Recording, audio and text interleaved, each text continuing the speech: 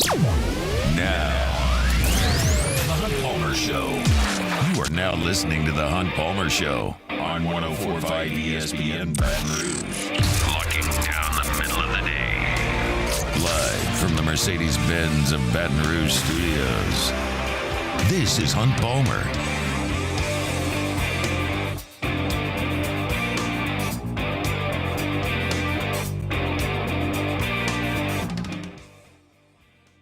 To you from the Mercedes-Benz of Baton Rouge studio downtown in the capital city on this Tuesday. Appreciate you hanging out with us as we get your work week started.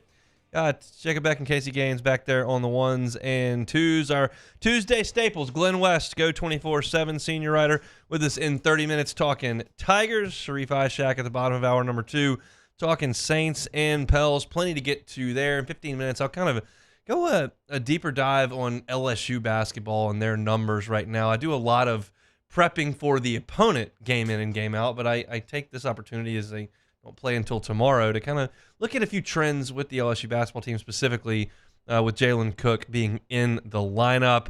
Got some news about live sports going to Netflix and what that could look like. The Saints are continuing to interview offensive coordinator candidates. We'll get to that in hour number 2. Mel Kiper's got a new mock draft out that's got LSU folks moving way, way up.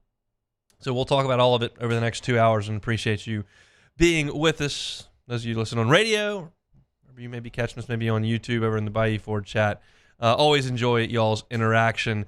LSU is looking towards making it official. The reports are certainly surfacing that the offensive coordinator situation is being settled. Mike Denbrock left for Notre Dame in early January, and the theory that was pretty prevalent was like, okay, they'll probably just promote Joe Sloan and Cortez Hankton and then go find someone to work with the tight ends. That was what we all kind of thought. But I also gave a lot of credence to the fact that Brian Kelly's got a pretty extensive Rolodex. He's got a very attractive job here, and there's no reason why you wouldn't do some looking. And we don't know exactly what's going on over there, but we do know that, according to reports, and 24/7 had it first, that it looks like Joe Sloan and Cortez Hankton will be promoted into the roles that they filled during December and into the bowl game when Mike Denbrock left, and then they'll fill in the back part of that staff with a tight end coach here in the coming days or weeks. And I think most people around here, when you hear co-coordinator, immediately think 2008 defense, right? That's the first thing that I think comes to LSU fans' mind. Never mind the fact that co-coordinators happen quite frequently, even among the elite programs in college football. Not all the time, but it's not like Les Miles had this crazy vision in 2008 to have 2 different guys coordinate the defense. But that was Todd Mallory and Bradley Dale Pivito, neither of which had a lot of skins on the wall as defensive coordinators previous to that, or went on to a lot of coordinating defenses after that. Bradley Dale Pivito, of course, was the head coach at Northwestern State, coached special teams at Kentucky. He's now at UTSA. Doug Mallory has not been a high-level defensive coordinator ever since. That was just a bad hire. That was a bad hire. It had very little to do, I think, with the fact that there were co-coordinators. I think that the fact that both John Chavis came in and cleaned it up pretty quick tells you what the issue was. This has nothing to do with that. I think these 2 guys, in their roles, have a chance to do excellent work. Joe Sloan has called plays before. He's been an offensive coordinator at Louisiana Tech. He called plays in the bowl game. And Cortez Hankton's expertise has been in the passing game. So it stands to reason that Cortez Hankton will continue to work the receivers. He developed a great wide receivers at Georgia. Obviously, the guys at LSU have been pretty good the last 2 years. We'll get to the mock draft coming up a little bit later. And I think that these roles fit pretty easily. Joe Sloan, you handle protections, the run game, and the quarterbacks. Cortez Hankton, you handle the wide receivers. Y'all use the week in conjunction to formulate a game plan while working specifically with your position group. And when we get to Saturday, Joe Sloan, you call the plays. It seems clean to me. Now, I don't think this is exactly like Steve Ensminger and Joe Brady. There was a stylistic shift that had to go on in the offense, and that's not like inside information we've gathered. Ed Ogeron said that in press conference. So did Steve Ensminger. They needed someone to come in and show them how to spread the field more effectively. Steve Ensminger came from a traditional coaching tree. I formation, tight ends, 2 wide receivers, play action pass, under center. That's the football that Steve Ensminger played when he was a college football player and coached in for a long time. And he evolved, and he was a bright offensive mind. There's no doubt about it. But he said to Ed Ogeron, like, we need someone to come in to teach us this stuff. And Joe Brady is 30 years younger and grew up in a shotgun, spread the field type situation, learned the screen game from Sean Payton and that well-oiled machine, and came in and he put some things in that LSU did not have. And I tell this story a lot because it was told to me by Joe Brady in one of my pregame interviews that I did in 2019. It was after the Texas game. And here's how that relationship worked and why it's different than what Cortez Hankton and Joe Sloan will be doing. They were both in the press box, in the booth, sitting next to each other. And Joe Brady did a lot of third down install during the week and gave that side of that feedback on game day to Steve Ensminger, whose job ultimately was to call the play. And so this is how 3rd and 17 went. You'll all remember 3rd and 17 when Burrow stepped up in the pocket and hit Justin Jefferson, and he took it down the left sideline for a touchdown. Here's how that worked that day in real time. Ed Ogeron got on the headset and said, try to get a first down. That's job one. The head coach can say, hey, 3rd and 17, draw a play, we're punting it. Ed Ogeron said, go for it. Okay, it's 3rd down. Joe Brady said, this is our best look right here. Steve Ensminger looked at it, said, okay. He saw that, and that play called for Clyde to run a little release out into the flat. And Steve Ensminger, aware of that, said, they're going to blitz here because this guy's aggressive, and that swing into the flat ain't getting us 17 yards. So I'm calling that play that Joe Brady just gave me, but I'm telling Burrow to keep Clyde in. They ran that. Clyde picked up the blitzer. The rest is history. I know that happened. I don't know this next part I'm going to tell you about the future because it hasn't happened yet. It's the way I feel. Cortez Hankton's going to be on the field talking to the players. He'll have his headset. He'll have an ability to speak with Joe Sloan. But Joe Sloan's going to be calling these plays. There is, in my opinion, a boss on Saturday, and that's Joe Sloan. It's not as if they're going to turn Cortez Hankton's headset off on Saturdays, but I think he's the eyes and ears on the field. He's talking to the players. He's coaching the wide receivers. And he's giving some input, which he's worked with Sloan all week on the game plan so that they can get things accomplished. Maybe there's a little bit of glorification and title there to keep Cortez Hankton happy. I don't know that. But you pay them, you elevate them, it's a promotion, and you have to have your assignments and your duties and your roles very well laid out for it to work. That whole exchange I gave you from Ogeron to Brady to Ensminger to Burrow, it sounds like a long deal. It really in real time is a 15-second, 18-second thing. But you got to know who's doing what. And Brady and Ensminger are sitting next to each other. This is going to be two guys that are split. But LSU's offense, as we've talked about a lot, is very much in a good space as far as the program goes. Your offensive line is deep and talented. You've got an old quarterback who's still got a couple of years left, who has put some really quality things together on the field and limiting playing time. The talent at wide receiver and even at running back now is really, really strong. It's not proven yet, but it's strong. And the tight end room looks to be really dynamic for the foreseeable future. And oh, by the way, you've got the number one running back, quarterback, and wide receiver committed for the next class, and Cortez Hankton and Joe Sloan had a lot to do with that. So while I have kind of been suggesting the Saints really need to bring in new blood and get some new energy in the offensive side of things for the black and gold, for LSU, I don't feel that way. I think things are in a really good place. Mike Denbrock did a great job. But I think you've got two guys who are ready to do this. One, they're proven elite level recruiters. Two, their position groups have really excelled. And three, you saw a small sample size in the bowl game, and it looked really good. So I think this is the right move. I'm leery oftentimes of labeling hires, grand slam hire, home run hire, this and that, because let's be honest, very rarely do you hire someone who's gotten fired from their last two jobs for total incompetence. Like, generally speaking, every hire at every SEC, top-end school is someone who's young and upcoming or has got a lot of skins on the wall and is proven and may have just needed a change of scenery because their head coach got fired or something.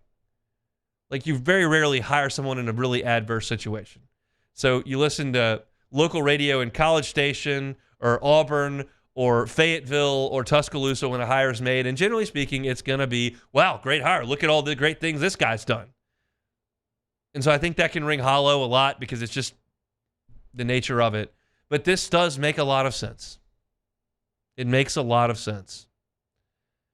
And I think these guys are ready for it. And, I think if they're able to pick up that baton and keep it at a relatively steady level, no one expects you to be the number one offense in the nation and win the Heisman again next year. But if you've got a top 25 offense in college football, you score a bunch of points, like these guys could be rising stars in the profession. It's a great place to land. This is a very, very comfy place to be. And there's two sides of that coin. One, you hire a defensive coordinator that comes in here, in Blake Baker. Like, you fix this thing pretty quickly. That's awesome. You came into a really bad spot where the defense was in awful shape, and you fixed it. Okay, well, that's an opportunity for you to get a lot of recognition for that. In the same way, like in a different way, the same result can be achieved if you walk into a room with a group that's played great. But you better keep it consistent. That's the hope with Cortez Hankton and Joe Sloan, who reportedly will be named co-offensive coordinators for LSU. They'll look to hire a tight ends coach very likely here in the coming, I would guess, week. Sounds reasonable. And then LSU staff will be complete and ready to roll into the late signing period and then into spring football, which quite honestly will probably be here before we know it. It's the deal where we're kind of knocking on the door of baseball practice, cranking up. You're in the heat of conference play for men's and women's basketball, and all of a sudden it sneaks up and up. They're back out on the Ponderosa practicing. It'll be here before you know it. And I know some of you football sickos want that right now.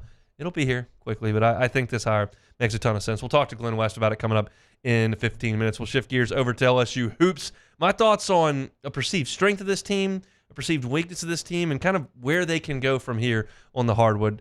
Stick with us, The Hunt Palmer Show. You are now listening to The Hunt Palmer Show. In times of need, get a full list of phone numbers, websites, and other important emergency information on the Demco Stormwatch page at 1045ESPN.com. Bayou Ford is taking $10,000 off MSRP on new 23 Ford F-150 lifted trucks. $10,000 off new Ford F-150 and 3.9% financing. All new Bayou Ford vehicles come with a 1 million mile warranty. The crew at Bayou Ford is going to do right by you.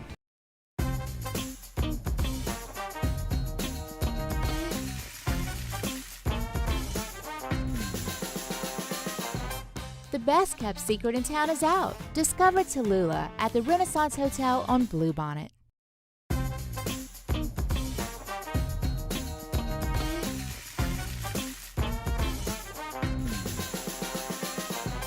The best-kept secret in town is out. Discover Tallulah at the Renaissance Hotel on Bluebonnet. Bayou Chrysler Dodge Jeep Ram has $20,000 off new 23 Ram 1500 Black Widow trucks, $20,000 off new Ram 1500 trucks, and all new Bayou Automotive vehicles come with a 1 million mile warranty. The crew at Bayou Automotive is going to do right by you.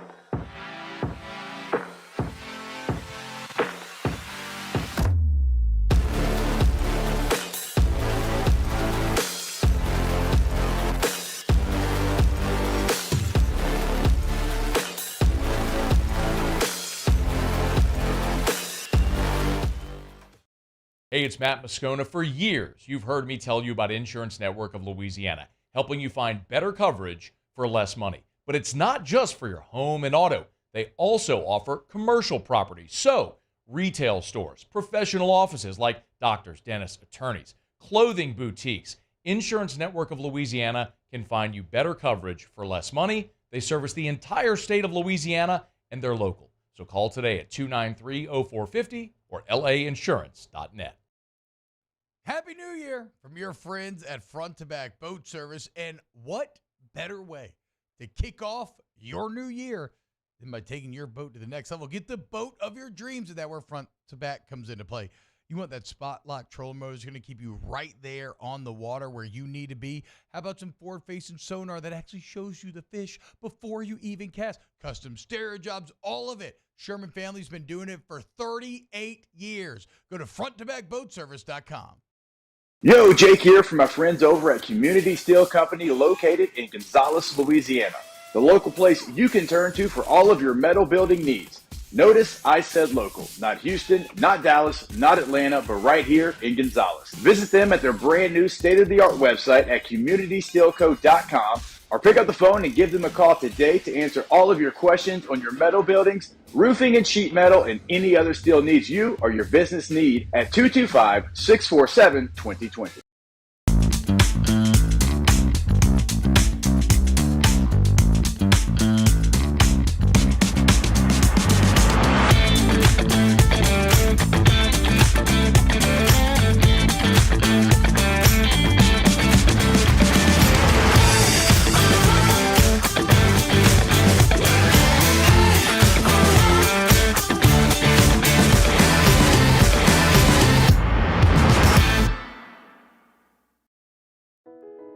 I've been doing business with Luba for 25 years.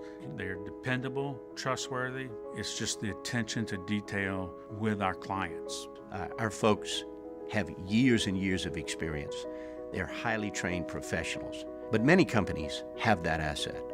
What I'd like to think makes Luba a bit different is that we use those talents in a way that Sandgrove, join us for the Wednesday edition of Live at Lunch from Roca Pizzeria on Government Street in Mid-City. Professional handicapper Randy McKay, Wes Reynolds, and Scott Rabelais with us live at Roca, live at Lunch, 104.5 ESPN Baton Rouge.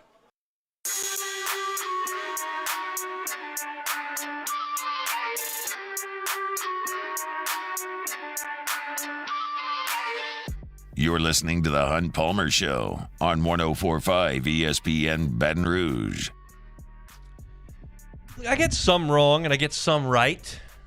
Probably up for debate, which happens more often, but both happen, I promise. And right now, I'm pretty wrong on LSU's basketball team to this point. When I looked at LSU's roster composition entering this year, I saw a team that I thought would be skilled offensively, would shoot the ball well, would struggle defensively. And when I saw them play in the non-conference, I thought that they would win 2 or 3 SEC games, which I guess is still physically possible. They could lose out. I don't think that's going to happen. And quite frankly, my thought on them being an offensive team versus a defensive team has been incorrect. And the numbers kind of bear it out. Now, we watch, and there are kind of 2 seasons to this point, the pre-Cook and the post-Cook, I think. And they've clearly played better with Jalen Cook than they did without him. But statistically speaking, like, the defense is outperforming the offense. This is an 11-7 LSU team. They're 3-2 in league play. They're 8-3 on their home floor. They're 1-2 on the road, and they're 2-2 in neutral site games. They had the 3 in Charleston, and then they had the 1 in Houston against Texas, which is kind of a neutral site, but kind of not. But look at them. Offensive efficiency, 137th in the country. By contrast, the defensive efficiency to this point is 64th. So 64th in the country is pretty good. I mean, I wouldn't call that elite, but when you're talking about 360-plus teams, and to be in the top 60 of that is pretty solid work defensively. And the shooting numbers are not what I thought they would be for LSU offensively. You're 166th in the country in three-point shooting percentage, 34%. I thought they'd be better than that. I kind of factored in Wani Wilkinson helping there. He hasn't. I thought Jalen Cook would shoot it better than he has to this point. He's been not great from three-point range. You're talking about 28% from Jalen Cook to this point. Will Baker came out and made some threes early, and I thought that was going to be part of his game as well. He's shooting 29% from three-point range. Now, Tyrell Ward's held up his end of the bargain at 41%. Jordan Wright's been good for his SEC career. He's at 36% from three. And Mike Williams has shot it better of late than he did early, and I think that's going to continue to help. One, he's more comfortable with the speed of the game, and two, he doesn't have to run the point anymore because Jalen Cook's doing that, so he's freed up to make some more shots. He was really struggling early on, but he's been better of late, and he's now up to 35% shooting the three. But LSU doesn't shoot a lot of threes. They're 218th in the country in the percentage of their points that they get from three-point land. They actually are down the line in 2 points as well. They are relatively high, 91st in the country in the amount of points they get from the free throw line. They're turning the ball over way too much. That's one big issue season long. They were better as a team on Saturday. They only had 8, but Jalen Cook had 5 of them, and 3 of those were egregious that were just lazy passes, quite frankly. But you're 251st in the country in turning the basketball over. So your shooting percentage hasn't been quite what I thought it would be, and you're turning the ball over far more than I think you should be. And I thought that would be a strength when you consider the age of some of LSU's ball handlers. If you consider Jalen Cook as a fourth-year player, Jordan Wright, fourth-year player, you've got real veterans that should be. I mean, Trey Hannibal is a fifth-year player. You got real veterans that ought to be handling the basketball a little bit better than they are, and Wright and Cook have kind of turned it over more than I wanted to. And controversially, because you're 251st in the country in turnovers, your assist-to-turnover ratio is 269th in the country. That's not good enough. Like, that's not good enough on offense, and I think they can get a little bit better than that. But the defensive numbers are pretty good. I mentioned they're 64th in the country in defensive efficiency. They're really good in terms of opponents' shooting percentage, 18th in the country. That's really strong. Steals per possession, that's been a number that they've been in the top 15 in really for the last month and a half. They're 14th in the country in steals per possession. That's all really, really good. You're 220th in defensive rebound percentage. You're not rebounding like you need to. That was obvious on Saturday, but that's not just one game that skewed it. That's the length of your schedule that's showing that. So the numbers would suggest that LSU, too many turnovers on offense, not shooting it at the level that I thought they probably were. On defense, they're significantly better than they thought they were, and they're turning people over. They've got to finish those possessions with rebounds. I said this yesterday when we were talking with Matthew Bruni. LSU's defense on Saturday was pretty damn good. They just gave up a bunch of rebounds and 27 second chance points. 27 second chance points. You can't let that happen. You can't. If you cut that in half and you cut 14 points off of A&M's total, well, at that point, A&M scores in the 50s. If you just cut that in half. So the defense was pretty good again, even though they didn't turn A&M over. It's just the rebounding that gotcha, and the numbers would bear out that that's an issue for them as a whole, and they've gotten a little bit better at it in conference play. Now, look, I'm not here to tell you that this LSU defense resembles Virginia's pack line defense when they were making Final Fours, okay? I don't care what you held Northwestern State to right before the end of conference play. I don't care about the North Florida game. Like, what is it when you're playing real teams? And I'm going to account for the games that Jalen Cook has played in, so we'll go to the SEC games. Like, at A&M, you played really good defense. You played good defense against Vanderbilt here in Baton Rouge. And I mentioned you played good defense on Saturday against A&M. But you did give up 93 to Auburn, and you did go up 89 in a win against 80 in a win against Ole Miss. So that's not awesome. I think there'll probably be a regression towards the middle for both of these. Like, I bet at the end of the season, LSU's offensive efficiency is better than 137. I think that Mike Williams will continue to improve. I think that Jalen Cook's efficiency level, his shooting percentage, and his turnovers will improve as he continues to play a little bit more. And I think those two things from a ball handling perspective will make LSU's offensive efficiency a little bit better. I think the defensive efficiency will probably back up as you continue to pile more games against Alabama, which you have 2 coming up. You play Tennessee coming up. You play Kentucky coming up. These are really, really good offensive teams that I think are going to give LSU some trouble on defense. So I say all this to try to paint a picture of where this team is and where they can be. And I think where it is somewhere around the 10th team in the SEC. And I think whether they're the 7th best or the 12th best is going to come down to the last 3 minutes of a lot of basketball games. It certainly did on Saturday. It certainly did against Ole Miss at home. The other 3 games, you handled Vanderbilt, you handled A&M on the road, and Auburn took it to you. But I think they're going to play a lot of close games. And I think that these numbers are going to move towards the middle. I'm hopeful that the steals continue to create easy buckets.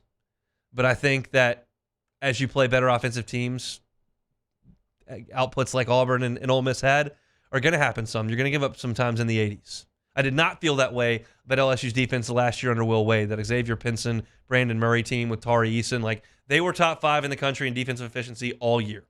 They switched every screen, 1 through 5. They were tough on defense. They couldn't score. They were really good on defense. This team's defensive efficiency is not that good, but their steal percentage is. I think that you'll still continue to see steals. You just probably will see some teams score a little bit more and those efficiency numbers drop. They got to offset that on offense. And I think they can. I still believe what I said back in September, October about this team offensively. They just haven't shown it yet, but I think there's a chance with Jalen Cook that can happen. But we'll see. They'll get another crack at it tomorrow against the Georgia Bulldogs over in Athens. Mike White's got that team playing pretty well right now. I don't know that you'll expect a raucous environment in Athens in the middle of the week for a Georgia basketball game. So maybe a chance for LSU to go steal another one on the road like they did in College Station. That's what we'll be hoping for anyway, and we'll preview that game from both ends coming up tomorrow on the show. LSU and Georgia from Athens tomorrow. Still plenty to get to on this Tuesday edition of the Hunt Palmer Show. Want to remind you that we've got Plucker Sports Trivia tonight. We're back in action. Last week, not in action because Pluckers had a small kitchen fire. Nobody was hurt, no extensive damage, but did shut things down to get things cleaned up for a week. But they're back in action now over there at Pluckers on Nicholson. So we'll be there at 8:30 for sports trivia. Be watching some hoops. Probably going to be some tennis on as well with the Australian Open, and we'll be having a good time. You can win gift cards, eat some awesome food, drink some beers, and have some fun on a Tuesday. So coming out with a team or by yourself, either way, 8:30 Nicholson location at Pluckers. When we come back, Glenn West of 24/7 talking Tigers on the Hunt Palmer Show. The Hunt Palmer Show. Our listeners fire off their opinions on the jimsfirearms.net hotline at 499-1045. Keep listening for your next chance to shoot us your thoughts with the jimsfirearms.net hotline on 1045 ESPN Baton Rouge. Bayou Ford is taking $10,000 off MSRP on new 23 Ford F-150 lifted trucks. $10,000 off new Ford F-150 and 3.9% financing. All new Bayou Ford vehicles come with a 1 million mile warranty. The crew at Bayou Ford is going to do right by you. The Windsor Senior Living Community in Mandeville, Louisiana is a beautiful, vibrant apartment community geared towards seniors. They are nestled right in the heart of Mandeville, where seniors live a more carefree lifestyle in spacious apartments with the peace of mind that comes from having a little extra help. Call the Windsor at 985-624-8040 to schedule a lunch and tour. Come see how the Windsor can be your passport to peace of mind. Gulf Coast Bank and Trust is giving our customers the power to bank anywhere, anytime during this challenging event. And we're right there with you. Our mobile banking app is a smart way to manage your money and time. Gulf Coast Bank and Trust, the bank that cares about you. Electricity is all around us, and our families depend on it. Every day is sparked by the power of a cold drink or a warm meal, a movie night, and a comforting light at the end of a dark hallway. From sunrise to sunset, playtime to bedtime, our team is ready to take care of your electrical needs. Even in the case of an after-hours emergency, the light in your life shines brighter with Mr. Electric. His name was King. He had a horse along the countryside. I saw him ride. One day they found him. Dylan Cruz here to tell you about Six Rings Baseball and Softball Camp. If you live on the North Shore and play ball, go to Six Rings Camps with former LSU assistant coach Dan Canaveri. His knowledge is second to none, and your child will improve and have fun doing it. Camps were held at Coquille Park and Six Rings Academy in Covington with 4 sessions over the summer. Full day and morning only sessions are available from ages 7 to 13. Go to sixringsbaseball.com or call 985-206-9096. Learn the game to love the game. BRAC teamed up to reimagine your parks, and you imagined big. With your help, we went to work, creating 12 beautiful community parks across the parish. A family-sized water park, miles and miles of trails, and parks just for your dogs. There are more places to splash, to explore, to run wild, and even soar. You imagined, we delivered. Gold. BRAC, your #1 park system in the nation.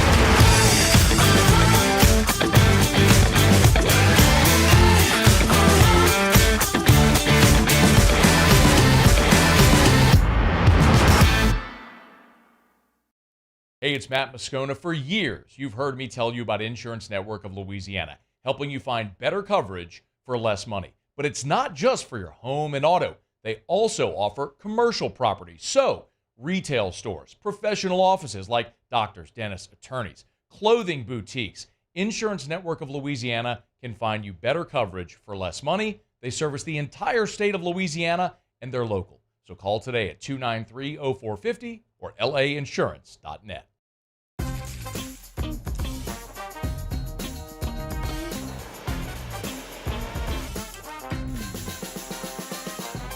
The best kept secret in town is out. Discover Tallulah at the Renaissance Hotel on Bluebonnet. Matt Moscona inviting you to join us for Tuesday's AFR, powered by Sunshine, your hometown John Deere dealer in Louisiana. Sean Salisbury joins us to preview the conference championship games, and the Pels are back on the hardwood. We're talking about it 3 to 6, 104.5 ESPN Baton Rouge.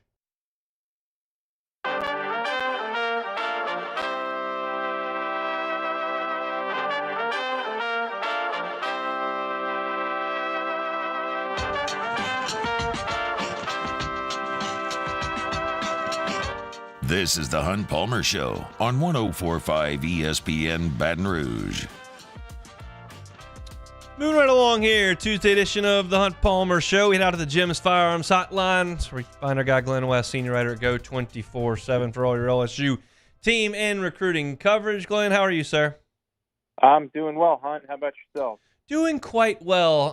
How do you believe this quote-unquote search for an offensive coordinator went down over the last 3 weeks? I think just in the back of many people's minds, this was probably the route that I think most had penciled in that Brian Kelly would wind up going. I think it was important, though, to kind of get the defensive staff out of the way first. That's where the focus has been, I think, for much of the last couple of weeks, just because, that this was the plan that Kelly and the LSU kind of settled in on, particularly after that bowl game against Wisconsin, where I think you saw a lot of progress and just the mindset that they could continue doing what they were doing with Joe Sloan and with Cortez Hankton kind of leading that ship. And so with all that in mind, I think LSU just really wanted to settle in on the defensive stuff first. And then what you saw this last weekend or just today, obviously just making this official and promoting Joe Sloan to the offensive coordinator and Cortez Hankton as a co-coordinator as well. So Not really surprised. I mean, I think probably the biggest hint that you could have had is that throughout these last 3 or 4 weeks, we hadn't really heard of any offensive coordinator names. I mean, I feel like if they were going to go for an outside hire, that we would have heard of some names being floated around, but there really wasn't a whole lot of traction on outside hires, which I think gave you a pretty good indication that this is where LSU was going to be leading. How much of this offense do you think is Brian Kelly's? That's a hard question to answer, but just ballpark it. Yeah, I mean, he's in a lot of these meetings too. I mean, I think it was certainly him and Mike Denbrock and certainly Joe Sloan and a couple of these other guys that were on staff kind of creating the framework of what they wanted to be in terms of an offensive identity a couple of years ago. And they continue to evolve that. I do think that Brian Kelly has a hand in a lot of this in terms of the kind of style of offense he wants to play and the kind of players he wants to recruit in terms of what's best fit that offense. But I also think he gives, his assistant staff a lot of free reign and control over how to go about it on a week-to-week basis in terms of game planning and strategy. And so he's definitely in those meetings. I don't know that he has a huge factor in terms of, play calling on a call-to-call basis, but I do know that he probably has some say in what kind of outline and game plan that they want to have, and certainly the style of the offense that they want to play, I think revolves around a lot around what he believes can lead to success. When you look at the staff now that they're just one coach away from completing it, and we'll see what they decide to do with tight ends, what do you think of this LSU staff in terms of its recruiting ability? I think it's an elite recruiting staff. I mean, you go down the line: Bo Davis, Brad Davis, Joe Sloan, Cortez Hankton, Corey Raymond obviously has a really strong history. Blake Baker, I think, is going to be a real integral piece in terms of getting the defense right in terms of recruiting. But I think it's probably one of the best ones in the SEC. Certainly, I think you could probably make a case after we give them some time here that maybe it could be one of the best in the country. But I think you do want to see it first. I mean, like you can set the table as well as you want and make it look all nice and pretty, but until you kind of see some of the results translate on the field, I think you still have to reserve some thoughts, some overview thoughts until you see that. But on paper, this looks like a really good staff with a lot of recruiting history, a lot of background, obviously in Louisiana, to really lock in on the state and make sure that the state is well covered in terms of the elite prospects that are coming through here over the next couple of years. So I think it's a really good look on paper, and now just about closing the deal and seeing how many of these guys they can bring in and get developed quickly. Glenn West, senior writer of Go 24/7, our guest every single Tuesday here on the Hunt Palmer Show. Let's transition over to basketball, Glenn. Saturday, obviously the offensive rebounds are the leading story, but do you feel like they let one get away? I do, to an extent. I mean, I kind of sent this on our message board at least a little bit before the game, is that I just kind of had a gut feeling that A&M might win that one just because they didn't shoot it well at all, but they also got out of their identity in that game on the first time that they met a few weeks ago. And I just thought that one of those two things was going to change, and certainly their offensive rebounding identity showed in full force in that game on Saturday, even though they didn't shoot it at a particularly high rate. And I thought LSU's first shot defense was actually pretty strong in that game. They couldn't get the rebounds, they couldn't get the stops. And once you get kind of put into rotation on those second chance opportunities, it's just hard to keep that up for a minute or so in terms of defensive intensity. So I don't know that it was one that got away. I did think that it would be a close game, and kind of whose identity would kind of lead would win out in the second half, and it was just A&M that did a really nice job with the 14 offensive rebounds, 19 second chance points in the second half alone. So back to the drawing board for sure, but I still think this all-encompassing, this has been obviously a much better start to this year than what you saw a year ago. And all these games have been competitive so far for the most part. I mean, the Auburn game, you fought back a little bit. You still lost by double digits, but you still like to see that fight. And I think that has been the overarching thought for me, is that they're showing some fight and they're competing. And I think they're showing a little bit more consistency in year two, which is a good thing. The numbers would suggest that LSU is a pretty good defensive team, 64th in the country in efficiency, opposing shooting percentage 18th in the country, top 15 in steals per possession as well. Do you think that holds up throughout the Southeastern Conference slate? I think their schedule gets a lot tougher going forward, and I think that I'm gonna kind of hold judgment on that for a little while. But I do think that their qualities are there for them to be a really good defensive team. They have some players that are just really good instinctual defensive players, and I think that's been spearheaded by what Jordan Wright's been able to do. I think Matt McMahon talks about this a little bit, but the consistent intensity that Jordan Wright has had on the defensive end of the ball was something that he didn't really expect. He said he's lost some weight and that there's, a little bit more of a consistent intensity the way he's defending, and that's kind of rubbing off on a lot of these other guys. Mike Williams, you're seeing take some big strides, Tyrell Ward, Jalen Reed. All these guys are big, long wings that have the capability to be strong defenders. And, we'll see if it holds up against the Alabamas of the world, against the Tennessees of the world down the road. But you certainly like to start on defense, and I think they have a lot of players with those kind of profile that can be good defenders. But I would still like to see it for a bigger sample size. But it's been a good start, and the numbers reflect that. How much chance do you give them in Athens tomorrow? I give them a chance. I mean, look, the defense has been holding up for the most part, and like I said, their first shot defense against A&M was pretty strong. They were rotating. They were contesting a lot of these shots, and if they can just shore up on the rebounding and continue to be a low turnover team, and they were a low turnover game. It was a low turnover game against A&M this last weekend, which was really good for LSU. They just weren't able to create the amount of turnovers that they usually have been able to during conference play. But I give them a shot for sure. I mean, Georgia is they're not one of the powerhouses in the conference. I think LSU should be able to go in there and put up another strong fight in a hostile environment, but we'll see. I think, the one thing that has been a little bit concerning recently has been the play with Jalen Cook, and I think you got to get him back on track. I think Matthew Bruni from On3 said it's been 3 assists and 17 turnovers over the last 4 games for Jalen Cook. That needs to be the reverse. That needs to be inverted. So if they can get him back on track, shore up the rebounding, then I like their chances. This would usually be something I would text you, but I've got you on the phone here, so I might as well ask. When is Jay Johnson meeting for Media Day and stuff? So we got that this Friday. Okay. We especially open up, I think, around noon on Friday with Media Day with Jay Johnson and players. So that's always a really fun day for us media folk. We get lots of content, and we'll be able to really propel that into the start of the season. But baseball is almost here, about 3 or 4 weeks away, and I'm really looking forward to it, as I'm sure a lot of fans are. Sounds like I'll be sitting here right in this chair, refreshing Twitter and just reacting to all the tweets y'all send out while he talks. So that's my Friday show. It'll be fun to have him. I'm looking forward to it. Thanks, Glenn. We'll talk next week. All right. Thanks, Hunt. Glenn West, senior writer over there at Go 24/7. Yeah, that's probably how it'll go. Like, I'll probably start the show with some basketball, probably, maybe Saints stuff if they've got an offensive coordinator or something. And then we'll talk to Preston for 15 minutes. And then at that point, I'll probably just start rattling off tweets from Jay Johnson press conference on Media Day, and that'll be most of Friday's show. So we'll get ready for the conference championship games in the NFL and whatnot. But I'm not on those email chains anymore because I don't cover the team day to day as a beat writer, so I never know when those press conferences are held. But Glenn does, so sometimes I text him and go, "Hey, when's the next time such and such is talking?" Jay's talking on Friday, so we'll talk about that on Friday.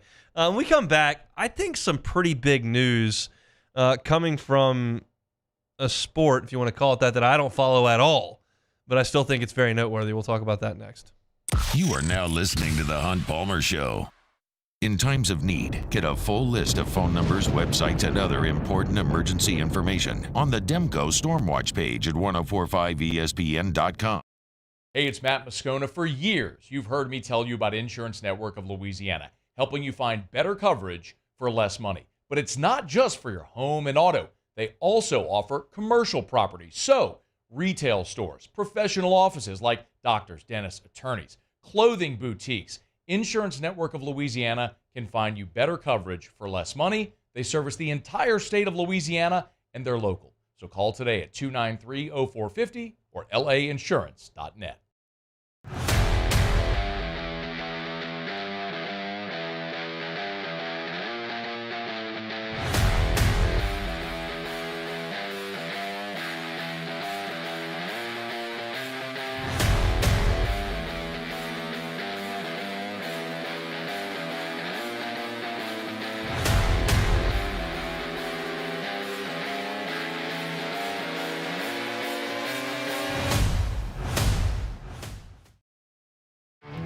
There it is, the extra mile, on the border of expected and extraordinary for those willing to go further, like vans customized for work or play, with safety and tech to keep you connected.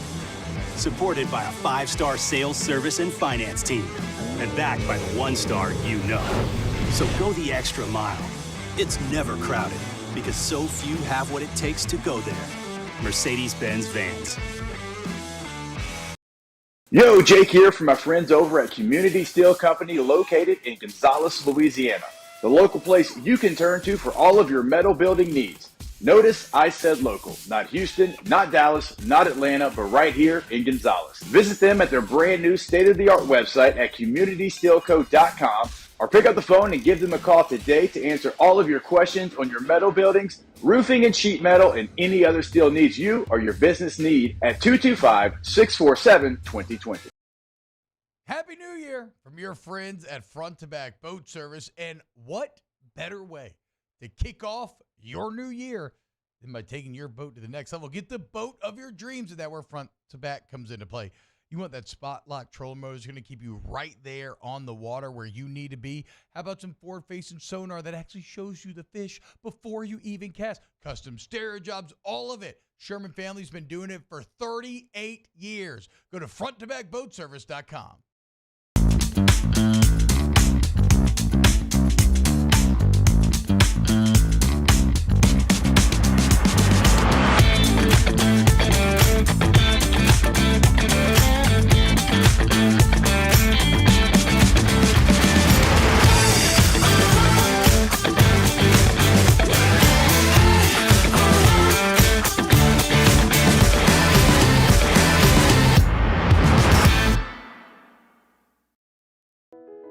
I've been doing business with Luba for 25 years. They're dependable, trustworthy. It's just the attention to detail with our clients. Our folks have years and years of experience. They're highly trained professionals. But many companies have that asset. What I'd like to think makes Luba a bit different is that we use those talents in a way that truly is dedicated to serving the needs of the folks who depend on us. Dylan Cruz here to tell you about Six Rings Baseball and Softball Camp. If you live on the North Shore and play ball, go to Six Rings Camps with former LSU assistant coach Dan Canaveri. His knowledge is second to none, and your child will improve and have fun doing it. Camps were held at Coquille Park and Six Rings Academy in Covington with 4 sessions over the summer. Full day and morning only sessions are available from ages 7 to 13. Go to sixringsbaseball.com. On Wednesdays, OTB, the penultimate day for the PMAC explodes for LSU South Carolina. Plus, do some spread lines with our guy, Hold the Mayo, and we'll recap Pels Jazz. Off the bench, 7 to 10 a.m., 104.5 ESPN.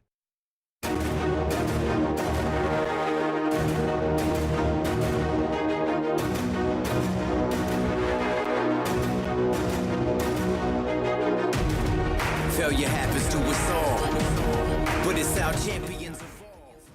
The only thing that matters from a loss is if you get back up when you fall. 104.5 ESPN Baton Rouge brings you live coverage of the 2024 Reese's Senior Bowl. Our team of T-Bob Hebert and Jacob Hester will be hosting Off the Bench live from Mobile, Alabama, Monday, January 29th through Thursday, February 2nd. Listen on 104.5 ESPN Baton Rouge and watch us on the 104.5 ESPN YouTube channel. You're listening to the Hunt Palmer Show on 104.5 ESPN Baton Rouge. The story that we'll close out hour one with here is not one that I fully understand in terms of the future ramifications of it, but I feel like it matters. How much? You'll be the judge, and time will eventually tell. I'm someone who has been very, very, very reluctant to drop cable. I'm very, very, very, very, very, very technologically unsavvy. Awful with technology and gadgets and whatnot. And so I also don't, I'm scared of going into the streaming world and having buffering issues and not knowing where to find stuff. I just like being able to turn the TV on, go to the guide, and find what's on my TV. That's the way I did it when I was 13, and that's the way I do it now. I I'm a dinosaur in that way. I'm very self-aware of it. I've always been very hesitant. We're going to move here next month, and we're not going to have cable. And I realize that I'm like last on earth to do this, but this is the way that things are going. And so in that way, and as things progress, our viewing options and the folks who have the rights to those are changing. And I'll tell you this, like, I have never, ever, ever watched professional wrestling. I just don't care. I didn't watch it when I was 8. I don't watch it now. I'm aware that it exists. I played NWO WCW Revenge on Nintendo 64 back in like 7th and 6th grade. It was Kevin Nash. That's one name I know from wrestling. Sting had a bat. I know that too. But you've about tapped out of my wrestling knowledge here. So I can't tell you anything about currently what WWE Raw, what kind of product they've got or what kind of following they have. I've got a feeling it's a pretty large following. They're going to Netflix. They will be on Netflix a year from now. And I don't care about that. So once again, to go back to the initial part, like, I don't know how big a deal this is. But if some of these streaming services really want to get involved, it feels like they could take live sporting events from cable in its entirety, maybe? I mean, I don't know all of the financials that ESPN and Disney have. I can't say I've audited Disney Corp's current portfolio. I know it ain't as good as Amazon's. And Amazon's got its foot in the door on Thursday night. And if they want to take this whole thing, like, it feels like they could. And we just saw Peacock get an NFL playoff game. Yeah, and that's, of course, through cable, through NBC. But, like, we're headed towards streaming services. And, like, again, I don't know all the financials behind Netflix either. But it feels like Netflix is growing and cable companies are laying people off and shrinking. So, like, it just feels to me like this matters in the future of live sports. I'm not trying to compare the World Series or the AFC Championship game to WWE Raw. Like, that's not apples to apples. But there are massive amounts of money in these online platforms that continue to grab traction. I'll just use my wife as an example. She watches like 3 or 4 shows on Bravo, and she likes The Bachelor. She, under no circumstances, ever watches any of that stuff live. Ever. It's all on the DVR or on demand or streaming. Period. She doesn't ever watch anything live. And so she lives in a streaming world, like 100%.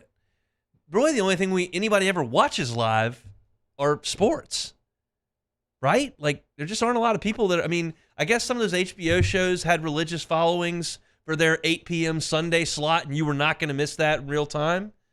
But, like, that's few and far between, I feel like. Everybody's different.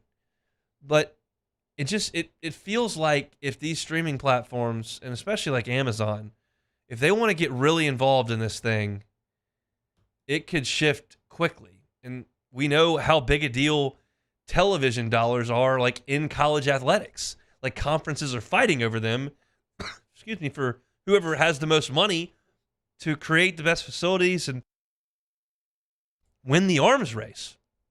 So while you may not care if your team plays on CBS or ESPN or Amazon, like, it does matter in the college landscape because it's an arms race. It's a dollar war. So again, the point of this segment is not to suggest that I have some sort of answer or large revelation. Quite the opposite. I'm just curious as to how this whole thing moves forward in the future. I will never watch one episode of WWE Raw on Netflix, but a lot of people will. And if this thing hits and works and creates additional revenue for the streaming services like Netflix, they've got the opportunity to get back in there and go grab another one.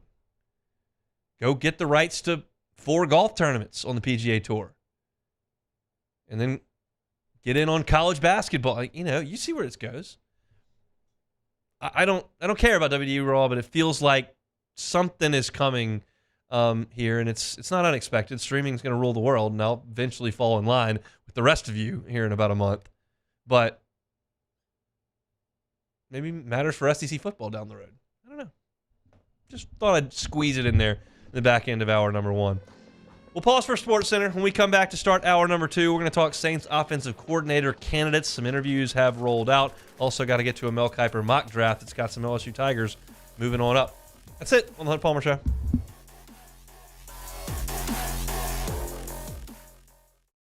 Bayou Chrysler Dodge Jeep Ram has $20,000 off new 23 Ram 1500 Black Widow trucks, $20,000 off new Ram 1500 trucks, and all new Bayou Automotive vehicles come with a 1 million mile warranty. The crew at Bayou Automotive is going to do right by you.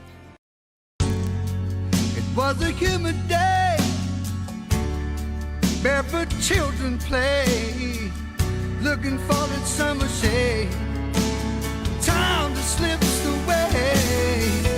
Oh, Louisiana, some kind of hold on me.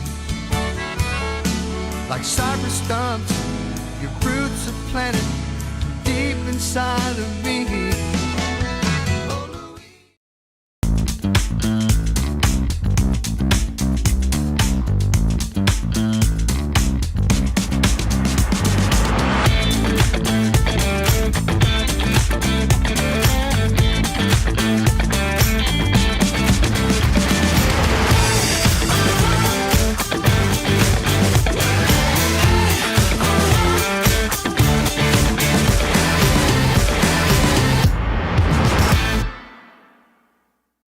Yo, Jake here from my friends over at Community Steel Company located in Gonzales, Louisiana. The local place you can turn to for all of your metal building needs. Notice I said local, not Houston, not Dallas, not Atlanta, but right here in Gonzales. Visit them at their brand new state-of-the-art website at communitysteelco.com or pick up the phone and give them a call today to answer all of your questions on your metal buildings, roofing and sheet metal, and any other steel needs you or your business need at 225-647-2020. Breck teamed up to reimagine your parks, and you imagined big. With your help, we went to work, creating 12 beautiful community parks across the parish. A family-sized water park, miles and miles of trails, and parks just for your dogs. There are more places to splash, to explore, to run wild, and even soar. You imagined, we delivered.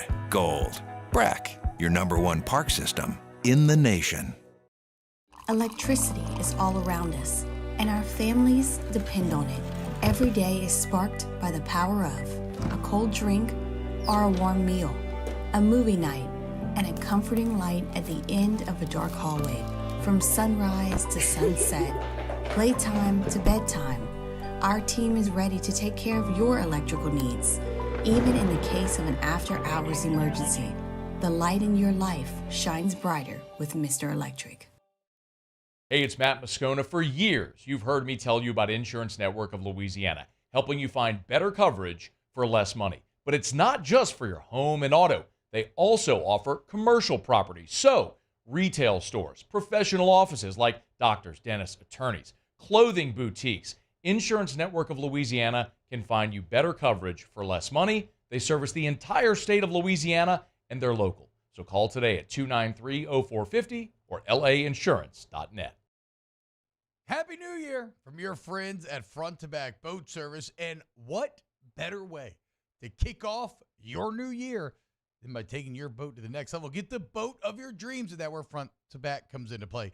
You want that spot lock trolling motor that's going to keep you right there on the water where you need to be. How about some forward-facing sonar that actually shows you the fish before you even cast? Custom stereo jobs, all of it. Sherman family's been doing it for 38 years. Go to fronttobackboatservice.com. At Relief Windows, we're more than windows. We're windows, doors, hardy plank, and vinyl siding. But our #1 product is always customer satisfaction. Visit us online at reliefwindows.com.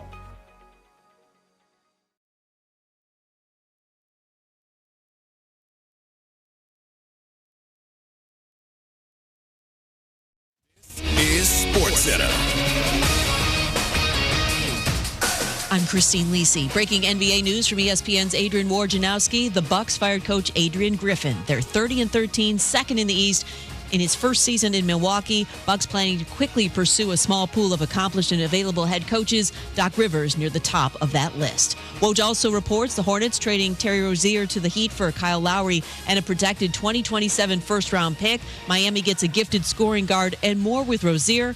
First Take host Stephen A. Smith. He can ball. He's 29 years of age. He averages 23 and 6 this season. Terry Rozier can play. And he has the personality that fits right in with the toughness of the Jimmy Butlers, the Bam Adebayos of the world. Charlotte will look to move on from Lowry ahead of the February 8th trade deadline. NBA suspended Cavaliers center Tristan Thompson 25 games after testing positive for 2 banned substances, both considered PEDs. NFL Brian Johnson out as Eagles offensive coordinator. The offense scored less than 20 points in 5 of the last 7 games during the late season free fall. Hey, it's your resident Super Bowl champ, Chris Candy, coming up Wednesday. I'll tell you if the Super Bowl is the Ravens to lose. It's unsportsmanlike, 6 a.m. Eastern, right here on ESPN Radio, ESPN2, and ESPNU.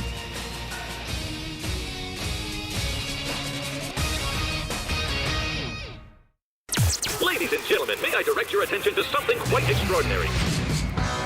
Now, the Hunt Palmer Show. The Hunt Palmer Show on 104.5 ESPN Baton Rouge. Live from the Mercedes-Benz of Baton Rouge studios. This is Hunt Palmer. Hour number 2, Hunt Palmer Show from the Mercedes-Benz of Baton Rouge studio downtown in the capital city. Glad you are hanging out with us here on this Tuesday. Sharie Ishee talking Saints and Pels coming up in 30 minutes. In 15 minutes, Mel Kiper's got a mock draft out that is interesting for a number of reasons down here in South Louisiana. We'll talk about that. We talked about Mel Kiper's big board a little earlier, and that was yesterday. And Jaden Daniels a heavy mover on that one, as was Brian Thomas. So we'll see where those two guys land in Mel Kiper's latest mock draft coming up here in 15 minutes. The Saints are still searching for an offensive coordinator, and it appears they are searching in a specific corner of the store. Nick Underhill from New Orleans Not Football has reported a number of interviews that the Saints have conducted, and many of them come from the same tree. It's the McVay, Shanahan, Rams, 49ers, young, fun tree. And quite frankly, that sounds great to me. You never know for sure when you grab someone from a very successful organization and coaching tree, how much they've gathered and what they can learn. I think LSU offensively learned in 2021 that sometimes just because somebody worked with somebody else that they don't necessarily have the same acumen and can't necessarily do exactly the same things that said successful person has done just because they were in the same meeting rooms. But I think it's worth a shot because you look around the league and you see McVay and you see Shanahan and you see McDaniel and you see a lot of these guys winning a lot of games and scoring a lot of points and doing so in a creative way. And I feel like the Saints were not very creative the last couple of years. And it may be because you relied on a guy who was in the same meeting room as a guy for a long time, Pete Carmichael to Sean Payton, and you didn't quite have the same acumen. So here's some names that Nick Underhill has reported have interviewed and kind of their credentials and where they come from. Zach Robinson is one. He's the quarterback coach and passing game coordinator for San Francisco. For the Rams. He was a 3-year starter quarterback at Oklahoma State and then played 4 years in the NFL. After he finished his professional career, he prepped quarterbacks for the combine and the draft. He joined the Rams in 2019 as Jared Goff's quarterback coach, worked with the wide receivers in 2020. He's worked with Matt Stafford since then, and obviously has spent a lot of time under Sean McVay and is a guy that Sean McVay trusts a lot. And so I think Zach Robinson's environment the last few years would suggest he's been in a really good spot and could have a high upside as an offensive coordinator. Another name to look at is Dan Pitcher. He's the Bengals quarterback coach. Now, he may be in line to be the Bengals offensive coordinator because their offensive coordinator, Callahan, just left for Tennessee. So Pitcher may not be available. If Zach Taylor determines that that's the guy he wants to elevate from quarterback coach to offensive coordinator. Well, that may happen. Pitcher's been with Cincinnati since 2016. He's been an NFL coach for 12 years. 8 of those have been with the Cincinnati Bengals. Obviously, he's had a pretty good quarterback to work with there over the last couple of years. But Zach Taylor, again, from that young offensive tree that everybody's trying to pick from, and it makes a lot of sense. Clint Kubiak, another young coach, he's 36 years old. He was actually on Texas A&M staff as an inside wide receivers coach and graduate assistant for the Johnny Manziel, Mike Evans era, right there under Kevin Sumlin. He coached quarterbacks in Denver. He coached quarterbacks in Minnesota. Kirk Cousins was working under him in Minnesota for a couple of years. Currently, he's the 49ers passing game specialist. And right now, I think the 49ers run as creative an offense as really anybody in football. I would put the Dolphins right up there in terms of just creativity. I'm not talking about just purely effectiveness. I'll tell you this. As someone who goes to at least, well, I got all the LSU home games at the very least, 8 of those, usually mix in a Saints game here or there. Like, I watch a fair amount of football in person every year. And when I saw San Francisco in the Superdome in December of 2019, it was actually the same day that LSU got selected number 1 in the college football playoff, the day after the SEC championship game. But it was for the 1 seed in the NFC. And the 49ers were running stuff in front of me that day that was noticeably more creative than I normally see. I mean, guys in motion, guys running free, misdirection, ball handling in the backfield. It was eye-opening to me as a viewer to watch how creative they are, and they've obviously had a ton of success no matter the quarterback. That was a Jimmy Garoppolo team. They've plugged Brock Purdy in, and they've still been very good on offense. So I think Clint Kubiak has been in a great situation the last few years, and he obviously grew up as a coach being Gary's son. And the last one I'll be real honest with you about, and I think maybe there are a couple of you who might agree with me or see this the same way. Brian Griese got an interview, and if you asked me 4 hours ago what Brian Griese does, I would say, well, he works for ESPN. Like, I didn't even know he left the booth. I knew he was doing TV. I know he was doing Monday Night Football. I thought he was still doing TV. In fact, not. He left the Monday Night Football booth, and he's been coaching quarterbacks at San Francisco. So that's a double deal. Clint Kubiak's the passing game specialist there. Brian Griese is the quarterback coach. What those two things are, whatever. They're all in the room with Shanahan, and they're doing a really good job moving the football and scoring points. And while Brian Griese did step away from the playing and coaching aspect of things, he was doing TV, and he was very much involved in what was going on in the NFL. So these are 4 names, all of which kind of hail from the same direction, all of which are maybe looking for that next step up. You're not looking for a current offensive coordinator in any of these situations. These are quarterback coaches and passing game coordinators and that type of thing. But they come with, I think, creative ideas that maybe the Saints have been lacking. You read these analytics pieces from different writers and different outlets and different places talking about how little the Saints motioned pre-snap and how ineffective the run game was traditionally and all those types of things. And I feel like that the Saints are trying to move away from that, and I applaud them for it.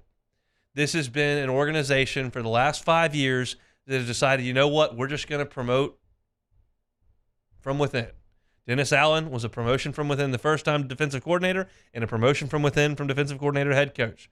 Pete Carmichael was a promotion from within, from offensive assistant, whatever he was, to Sean Payton, to the offensive coordinator.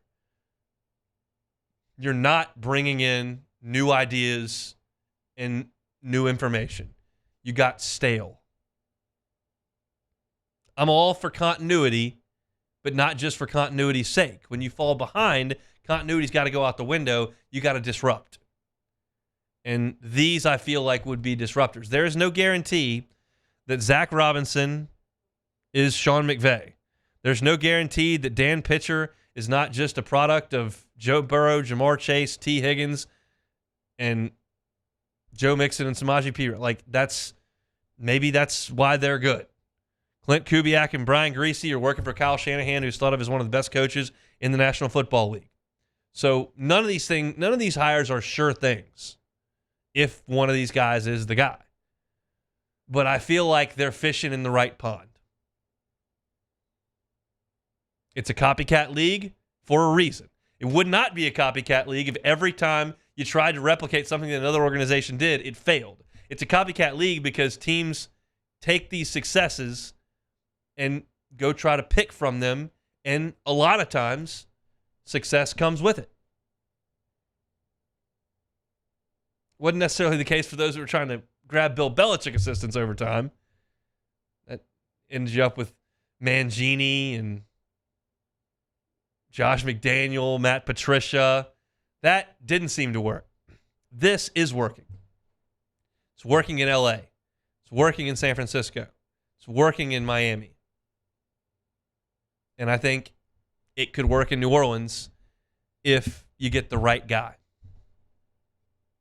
The Saints have decided what they're going to do at the top. This is the one real shakeup you can make. Your defense is going to have essentially the same staff. You're keeping the same group in the front office. You're married to a lot of these big contracts with Carr, and you know the list. The one real change you can make in this organization in the offseason is what the structure and productivity of this offense is. And these are the guys that you're apparently looking at to make that change. I'm up for it. I think it's a good place to start. We'll see what the end result of it is. They don't have to be in a huge hurry. There's no transfer portal window or any recruiting that needs to be done on the NFL level. You get to hire right at the right time. And that's what we're looking at here, and we'll get you caught up if anything does happen while we're here as we move forward in the week. Appreciate you hanging out with us here on a Tuesday. When we come back, Mel Kiper, we did the big board yesterday, the mock draft today. Very interesting for LSU Tigers and for New Orleans Saints. The Hunt Palmer Show. The Hunt Palmer Show. One Bath and Closets. OneBathAndClosets.com is the website. Tell you every single day. Do you just not have enough room in your closet? It happens to a lot of people. Jamming coat hangers in there. You got a suitcase on the floor. Shoes are mismatched. You don't have enough room for the things that you need. You can get a customized closet. One Bath and Closet does it all the time. They start you with the consultation. What do you have? How many pairs of shoes we got? How many suits do we have? How much room do we have in the current closet? Okay, well, what do we need? And they'll customize a closet to your exact specifications. Drawers and cubbies, mirrors, movable hooks that can make storage far easier, give you more space. They can knock out a wall and create a new closet, or they can take the space you have and just use it far more efficiently.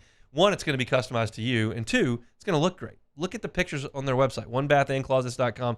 Great photos of their great work. You can check out testimonials there as well and request that free consultation from David Duvall and his team. The website again, OneBathAndClosets.com, OneBathAndClosets.com. Our listeners fire off their opinions on the JimsFirearms.net hotline at 499-1045. Keep listening for your next chance to shoot us your thoughts with the JimsFirearms.net hotline on 1045 ESPN Baton Rouge. The importance of doing this fortified program and offering it to people down here is, number one, the only real chance you're going to get to do this is when you put on a new roof or build new. And through companies like HUDCO, who's kind of leading the way in this thing, it's going to offer the customers a huge advantage in the insurance market and the price of their insurance.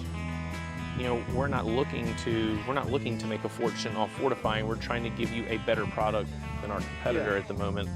I'm trying to do something that he can. I'm trying to give you something better. So a lot of these insurance jobs, you're getting a re-roof, you're only paying your deductible. Let's sit down and talk about the fortified and let's see what it does to your insurance premium. You're getting a steal. Yeah. You're getting a brand new roof and a fortified certificate for your deductible, essentially. And I think we're rocking and rolling.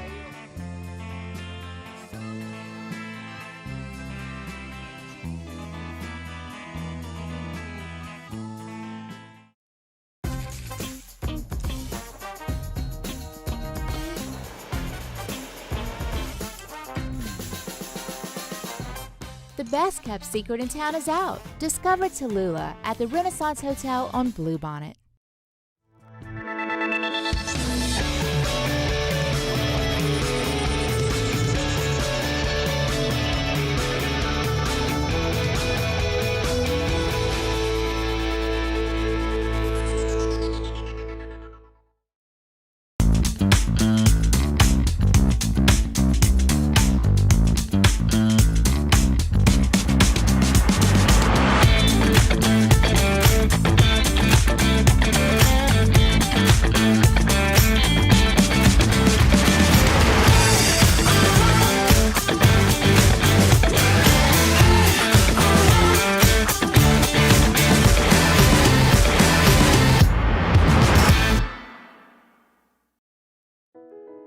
I've been doing business with Luba for 25 years.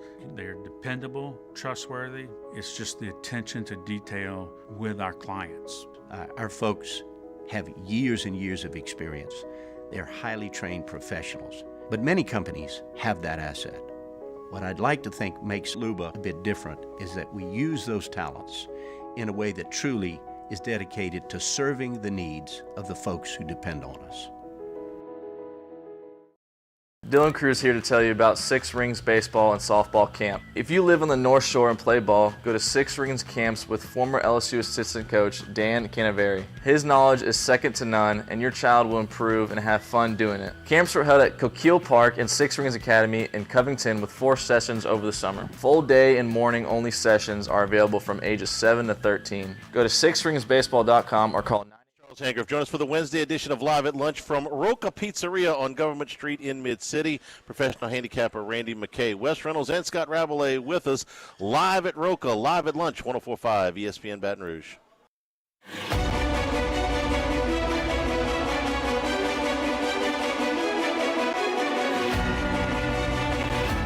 This is the Hunt Palmer Show on 104.5 ESPN Baton Rouge.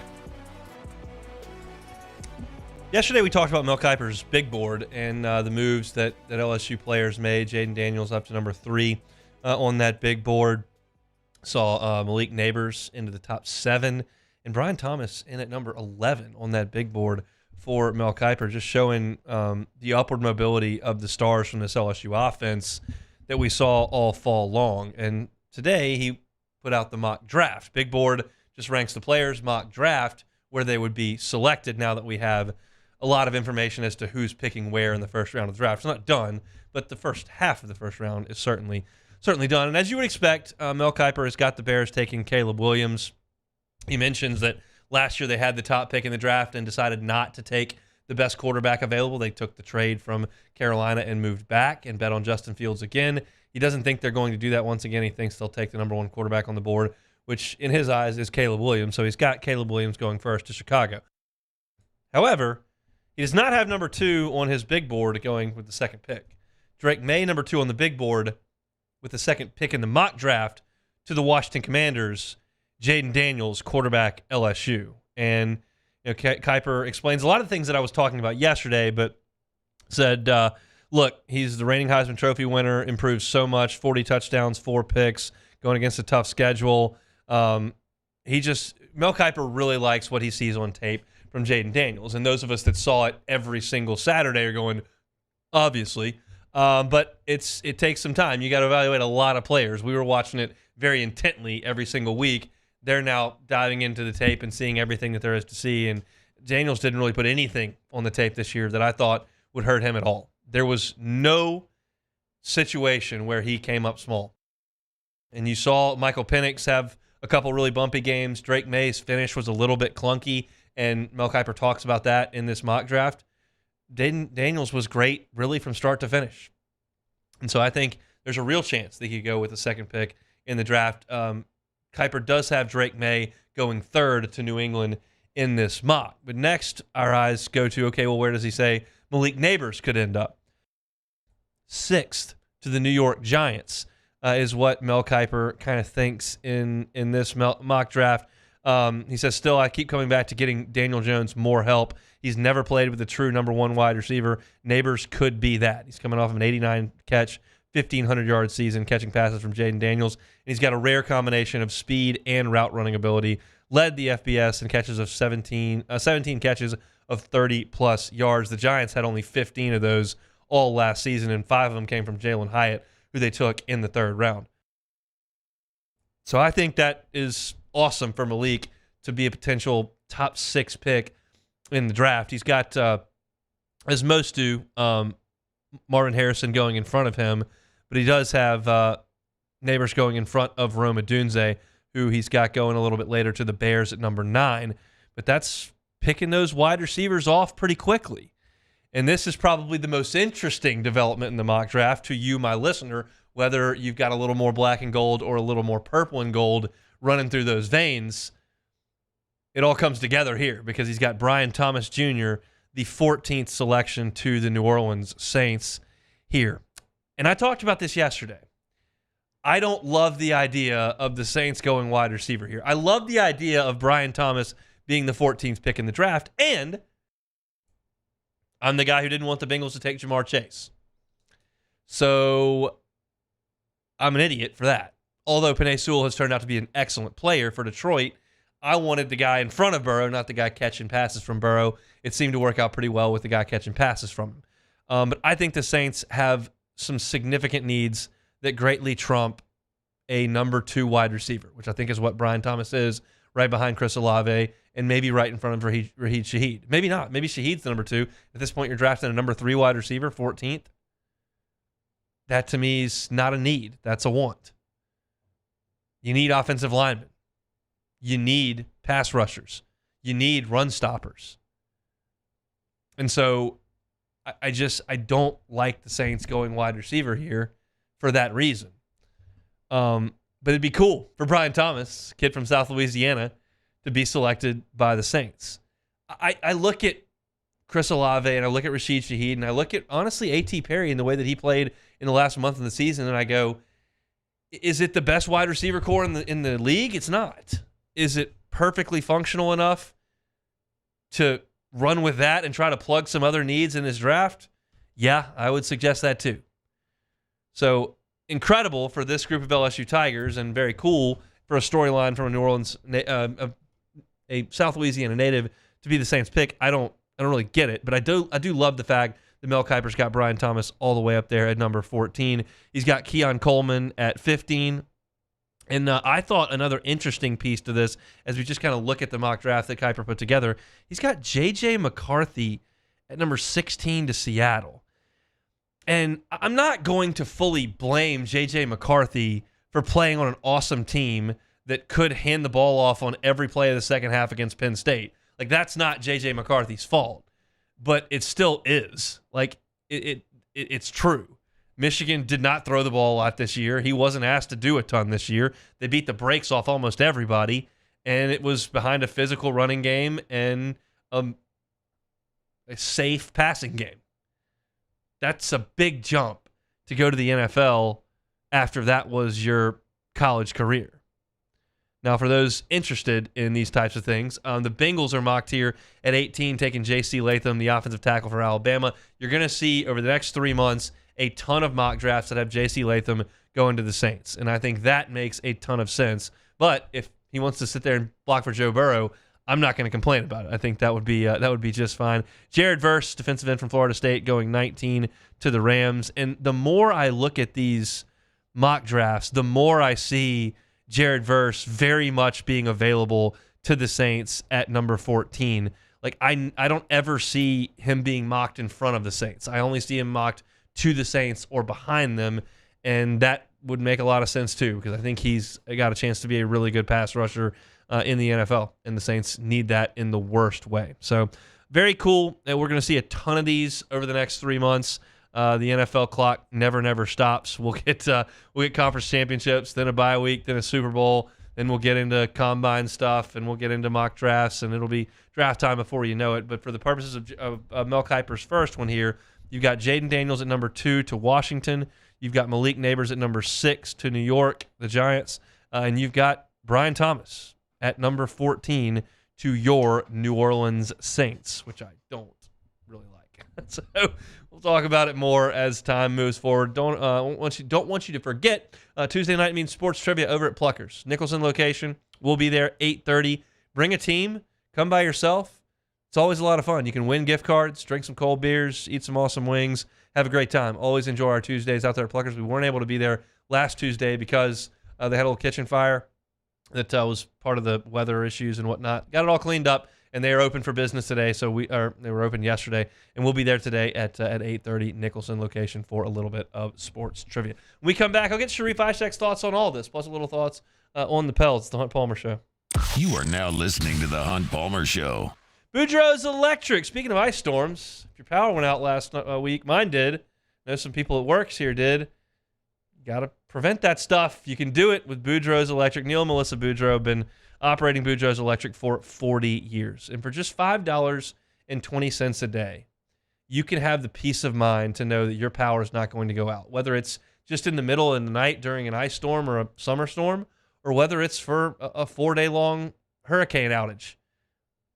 You can prevent that for your home or your commercial business. When Boudreaux's Electric comes out to install that generator, they're going to do so with the highest quality in copper and tubing, and they're going to do it, the vast majority, underground. So there's not an eyesore outside your home or business. It's just a necessity that you've got right there to help you get through some times where you lose the power. Check them out, 225-300-9389, 225-300-9389. That's our friends at Boudreaux's Electric. In times of need, get a full list of phone numbers, websites, and other important emergency information on the Demco Stormwatch page at 1045ESPN.com. There it is, the extra mile, on the border of expected and extraordinary for those willing to go further, like vans customized for work or play, with safety and tech to keep you connected. Supported by a 5-star sales, service, and finance team, and backed by the 1-star you know. So go the extra mile. It's never crowded, because so few have what it takes to go there. Mercedes-Benz Vans. Follow us on Twitter at 1045ESPN to cast your vote in the Citizens Bank and Trust Poll of the Day. Vote daily inside Off the Bench, live at lunch, Hunt Palmer. And after further review, Citizens Bank and Trust brings you the Poll of the Day via Twitter at 1045ESPN. His name was King. He had a horse along the countryside. I saw him ride. One day they found him.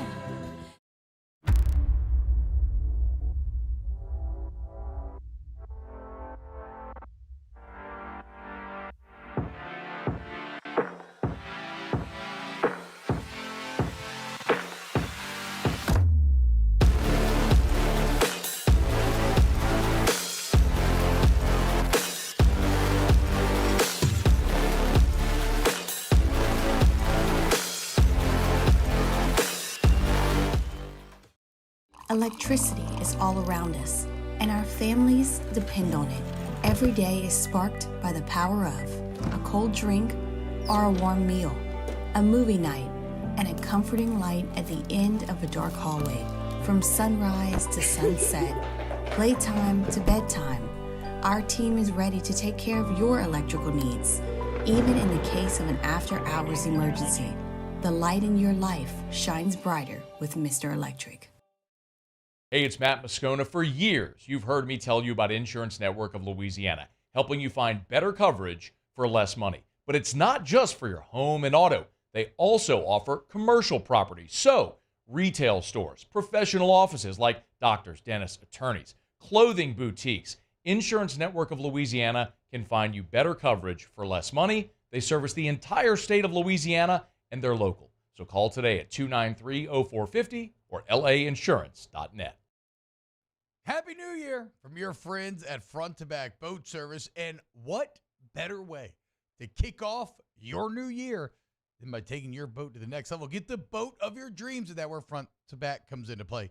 You want that spot lock trolling motor that's going to keep you right there on the water where you need to be. How about some forward-facing sonar that actually shows you the fish before you even cast? Custom stereo jobs, all of it. Moscona inviting you to join us for Tuesday's AFR, powered by Sunshine, your hometown John Deere dealer in Louisiana. Sean Salisbury joins us to preview the conference championship games, and the Pels are back on the hardwood. We're talking about it 3 to 6, 1045 ESPN Baton Rouge.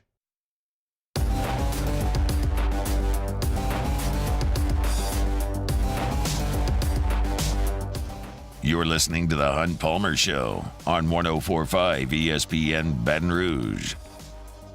It is Tuesday. It is 2:30. That means we head down to New Orleans. Our guy Sharie Ishee, WDSU, always with us on the Jim's Firearms Hotline. Sharie, how are you?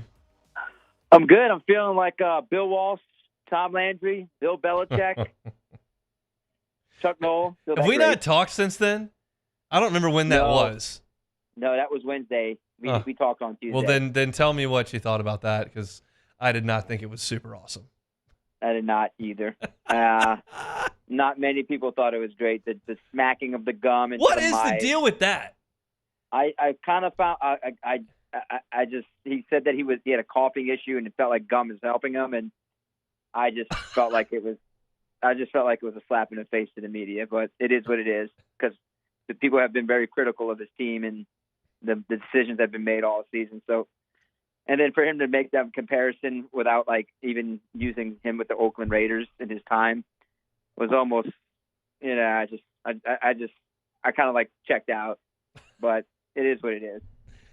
Were you surprised? I mean, sometimes you can tell when the person who's holding the press conference, player or coach, or in this case, GM, like has an angle and they're just going to get to it. Nick Saban was famous for this, and it feels like Mickey just kind of felt like he knew what he was going in there to do, and it just seemed like he was playing defense.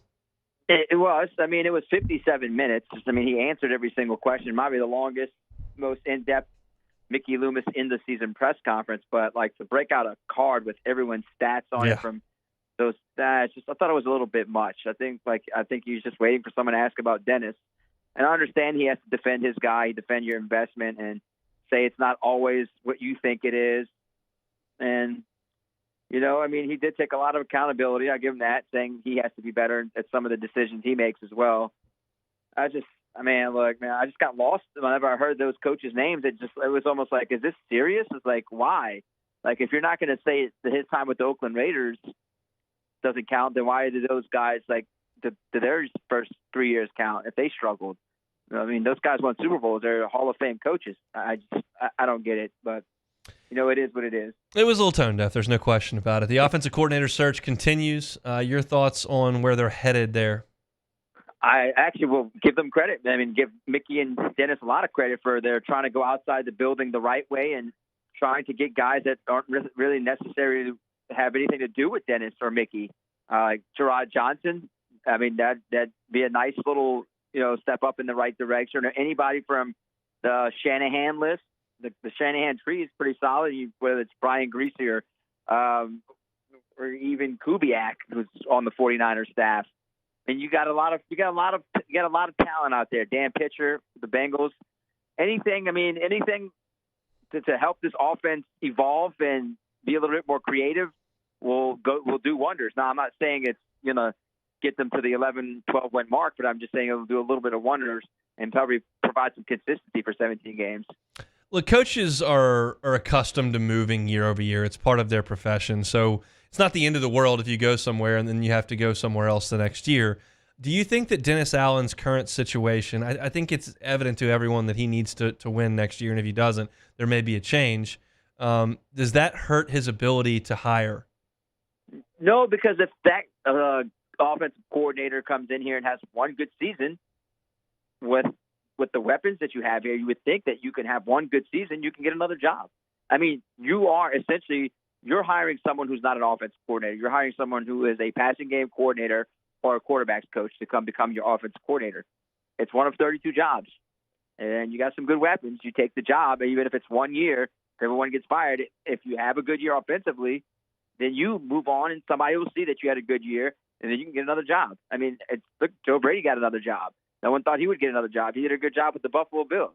So, yeah, I mean, I think I understand the question because of how it went this year with Derek Carr and Dennis Allen. But, if they have a good year next year, and even if it doesn't go the right way and everyone gets fired, he can get another job after that.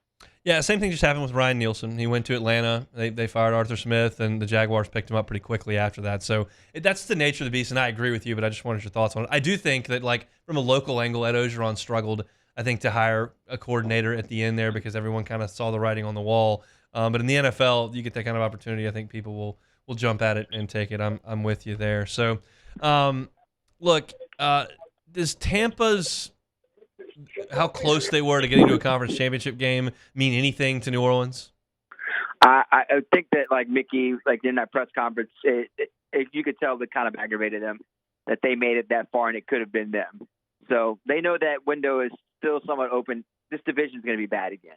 I just feel like we're going to continue playing this game year in and year out until someone puts together a nice coaching staff and some nice young talent that is sustainable for years to come. And I just think we might be in another year of a team that wins 9 or 10 games is going to win the NFC South. So I still think they'll have a chance again next year. because I feel like they're going to have to run back most of this roster, But I think Mickey was frustrated to know that they hosted a game on Monday Night Football, won that game, and then went to Detroit and almost had a chance to beat Detroit. Yeah. So, yeah, they should be mad, and rightfully so. You paid that much money to build this roster. You went 9-8, and you did not win a bad division. I'm seeing mock drafts. I see edge rushers. I see offensive tackles, and I've seen a couple wide receivers, including Brian Thomas Jr. today with Mel Kiper's mock draft. What position do you think the Saints initially are targeting here at 14? Well, man, look, we sound like a broken record every time me and you talk about like what they need to do better for this game and that game. And people don't like it. I mean, they have to get better on both sides of the ball up front.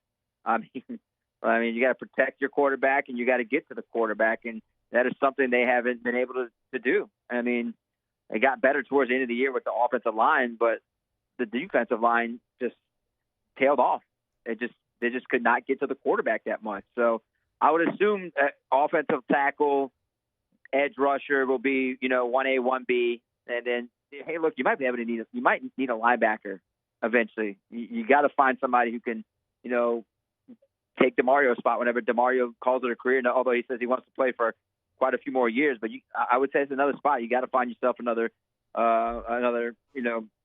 You need another middle linebacker, and if they trade Marshall and Lattimore, you're going to need another starting, opposite end outside cornerback. But I like the idea of wide receiver. If there's no guy there at offensive tackle or edge rusher, I wouldn't reach. And if Brian Thomas is sitting there, I would do it. Or Rome Odunze, from Washington, I would do it.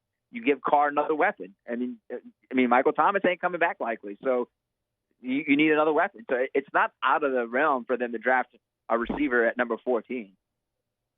We'll see. I guess we'll get to that in a couple of months here. Sharie Ishee, our guest from WDSU. Pels, kind of rotating back and forth losses and wins since back on January 12th. Lost on Friday, a tough one to a good Phoenix team, obviously, and they'll welcome in the Jazz tonight. Jordan Hawkins, to me, has been a revelation in certain spots. Does his playing time need to go up? It's going to go up. And I think, last week when we talked to Willie Green before the Phoenix game, he just mentioned, hey, he took Jose Alvarado's minutes. And Jose is okay with it and understands that, his role has changed. And look, in this day and age, Hunt, you got to have guys who can shoot and score. He's not scared to shoot the ball as a rookie. Yep. And that's what you want him to do. That's what he did. That's what he did at UConn. He shot the ball. And they had the game against the Mavs whenever he started and had his career high 34. Came back, had 6 threes again against the Hornets and looked well. Didn't look good against Phoenix. That's fine. That's what happened with rookies, but you want them to keep shooting. You want them to build the rhythm. You want them to build that confidence. And, yeah, you got to have them out there a little bit more. You've got to have guys who can score. Outside of, obviously, staying healthy, which they've done a pretty good job of this year relative to their recent past, is the shooting the biggest difference with this team and the others? Yeah, I think it's the shooting. And top of that, it's just closing out games, the crunch time. Man, in the last 5 minutes, they've really struggled to find some offense, and their starting lineup has struggled defensively at times in the first and even in the third quarter. They've got to find a way to navigate that. Does he maybe move somebody out of the lineup and put somebody else in? It's a little bit of everything, but it's not, like I said, it's better than it was a year ago. I know the record might be a game off, but I still think they're in a better spot than they were a year ago, mostly because of the health. But once Trey finds his rhythm, that's the one guy that hasn't gotten there consistently. You've got to get him back to the way he was last year or 2 years ago. He's just not there yet. You're talking about shooting. He's the guy that needs to bring you your consistent shooting. Tonight they've got Utah, and it's a weird spot in the schedule where they're only going to play one game in 6 days. Between the 2 Friday games, you've only got this game on Tuesday. Do they kind of push some guys some extra minutes in this one because you basically got a week off outside of this game? They play tonight, and then they play, Friday and then Saturday. Yeah. So you got the Thunder and the Bucks on a back-to-back. And like I said, they've been rested for 3 days. You've got to get this game. It's one of those weird matchups for them. They've just historically have struggled against this team because of the length they provide with Lauri Markkanen. It's just I don't know what it is, man. They just don't match up well against them. They're out-rebounding them. They're just getting beat to the basket by them. It's just maybe tonight it's a little bit different when they're healthy and at home and had 3 days off. But if they go cold like they did against the Suns shooting, I mean, anyone's going to beat them. Those type of nights can't happen that often. It's just 10 of 42 from three, but they were 5 of 30 after 3 quarters from downtown. They've got to find a way to find it to where they're getting 13 to 16 threes a game. I know that's like maybe asking much to get to 16, but if you get to 13, that's 13 of 39. That's great. I mean, so if their shooting is like that tonight, I think they win the game. They're favored by 6.5. I know that doesn't really mean much in professional sports, but I think with 3 days off, they should be locked and ready to go. I remember my days working in New Orleans, late January, early February. There were always like 6 king cakes in the WDSU these days. It's funny to say, I don't see one today. Like the first, from January 6th until like the 12th or the 13th, they had a couple on the table every day. I haven't seen one in the last like 7 or 8 days. See, y'all have to be on TV and look pretty. At the insurance game, you just eat a few pieces of king cake. It's no big deal. I mean, look, you only see us like pretty much like chest up, man.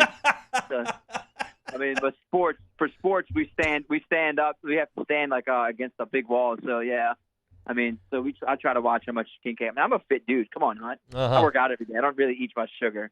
I'm gonna run today for the first time in like a lot of months. Birthday's in the rearview mirror. We gotta get something in shape. So we're gonna run a little bit today, but I might have some king cake too. You just never know. We'll talk next week, Sharie. Thanks. All right, Hunt. Eat a couple pieces for me. I'll do my best. Sharie Ishee, WDSU down there in New Orleans. I'm serious. Like, for those that have never spent any time in New Orleans for Mardi Gras, like we had, I'm not exaggerating, 5 king cakes every day show up in the kitchen. I mean, every day. Clients sending them in, carriers sending them in, just people bringing them in general from the office. It just wreaks havoc on the diet. There's king cakes available everywhere. There's a few, I guarantee here, but not as many as there were back in my New Orleans days. It's probably a good thing. Come back and close it out. It's the Hunt Palmer Show. The Hunt Palmer Show. Our listeners fire off their opinions on the jimsfirearms.net hotline at 499-1045. Keep listening for your next chance to shoot us your thoughts with the jimsfirearms.net hotline on 1045 ESPN Baton Rouge.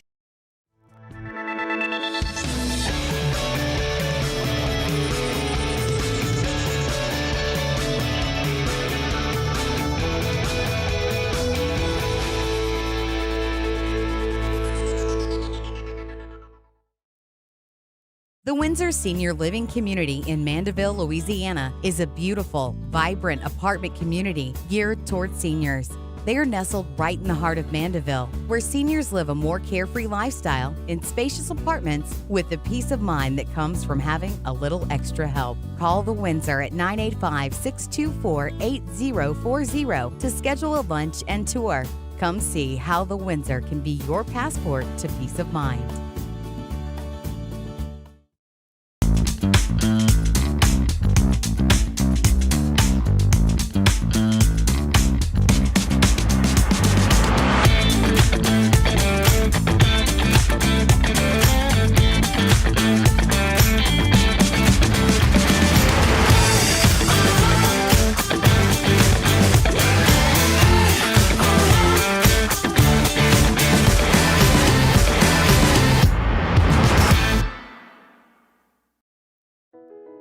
I've been doing business with Luba for 25 years. They're dependable, trustworthy. It's just the attention to detail with our clients. Our folks have years and years of experience. They're highly trained professionals, but many companies have that asset. What I'd like to think makes Luba a bit different is that we use those talents in a way that truly is dedicated to serving the needs of the folks who depend on us. Dylan Cruz here to tell you about Six Rings Baseball and Softball Camp. If you live on the North Shore and play ball, go to Six Rings Camps with former LSU assistant coach Dan Canaveri. His knowledge is second to none, and your child will improve and have fun doing it. Camps were held at Coquille Park and Six Rings Academy in Covington with 4 sessions over the summer. Full day and morning only sessions are available from ages 7 to 13. Go to sixringsbaseball.com or call 985-206-9096. Learn the game to love the game. Yo, Jake here from my friends over at Community Steel Company located in Gonzales, Louisiana. The local place you can turn to for all of your metal building needs. Notice I said local, not Houston, not Dallas, not Atlanta, but right here in Gonzales. Visit them at their brand new state-of-the-art website at communitysteelco.com or pick up the phone and give them a call today to answer all of your questions on your metal buildings, roofing and sheet metal, and any other steel needs you or your business need at 225-647-2020. At Relief Windows, we're more than windows. We're windows, doors, hardy plank, and vinyl siding. But our number one product is always customer satisfaction. Visit us online at reliefwindows.com. Oh, by the way, we do shutters too.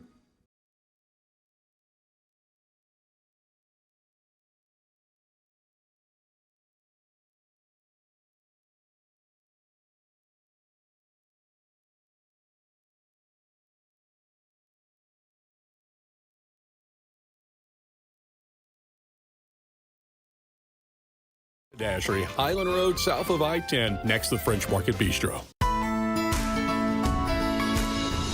Respect isn't something that's just given, it's earned. It comes from having experience and possessing knowledge that can be passed on to the next generation. Jim's Firearms. Glow Resources, complete employer solutions. GlowResources.com. Off the Bench with Jacob Hester and T-Bob Hebert. Mornings from 7 to 10. On 104.5 ESPN Baton Rouge. On Wednesdays, OTB, the penultimate day for the PMAC explodes for LSU South Carolina. Plus, do some spread lines with our guy, Hold the Mayo, and we'll recap Pels Jazz. Off the Bench, 7 to 10 a.m., 104.5 ESPN.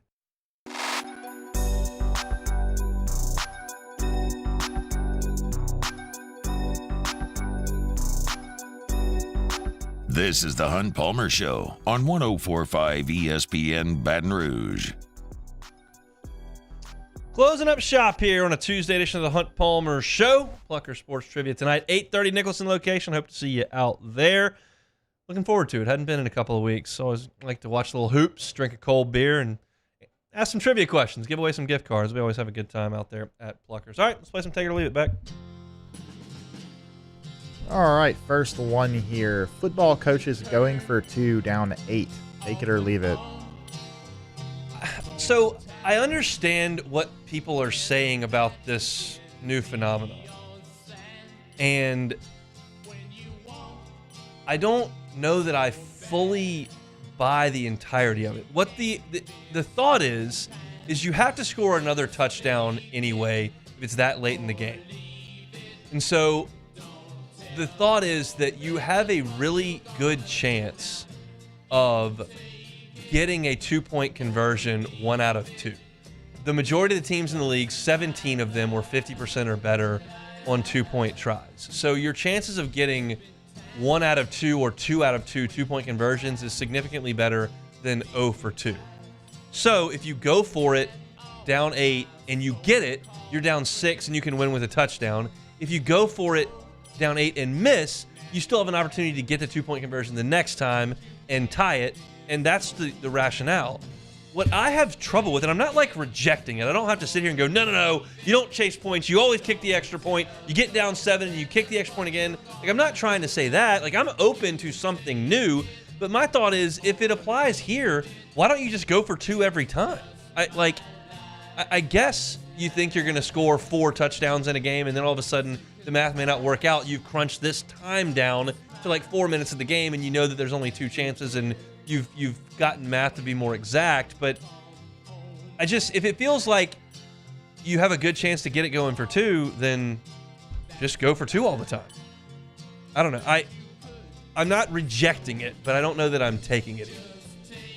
Timberwolves coach Chris Finch lit into his team following their 128-125 loss to the Hornets when Karl Anthony Towns had a franchise 62 points in the game.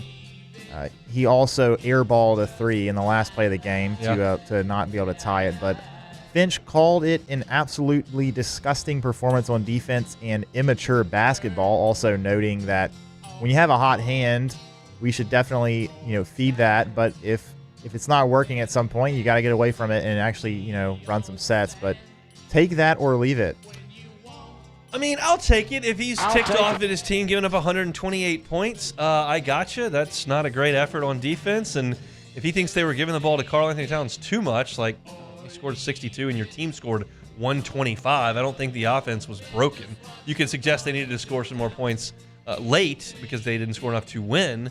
But I don't know enough about the Timberwolves ins and outs and what Chris Finch's relationship is with the guys in the locker room or isn't. So, I mean, I'd like you not to give up 128, but sometimes it happens. And I don't think that they – I mean, if Karl-Anthony Towns scored 62 and you scored 90, I would think, you've really screwed up here that you're just giving one guy all the looks. They had a good offensive day, just stunk on defense. Tiffany Amber Thiessen turns 50 today. Kelly Kowalski led the 90s and crushes. Take it or leave it. I think this is legit take it. I mean, Brittany was later, so she didn't have as much of the 90s. Like Mariah Carey, I don't think had as many crushes as Kelly Kapowski back in the day. I think this is Kelly Kapowski, and the fact that you don't know how to pronounce Tiffany Amber Thiessen's name and had to ask me off the air it's a tough look. Well, yeah, it just goes to show you're old. Well, look, I texted Hester. I had to see what Hester thought. I said, Hester, that tells me he's never heard of Tiffany Amber Thiessen. And Jacob's response was, kick his ass out of the studio immediately. Oh, wow. That was Jacob's. That's pretty harsh coming from a fellow Jacob as well. Look, Hester is a Saved by the Bell guy. He's all in. And Tiffany Amber Thiessen, she still got the fastball. She took a picture on Instagram, put it up, looking pretty good.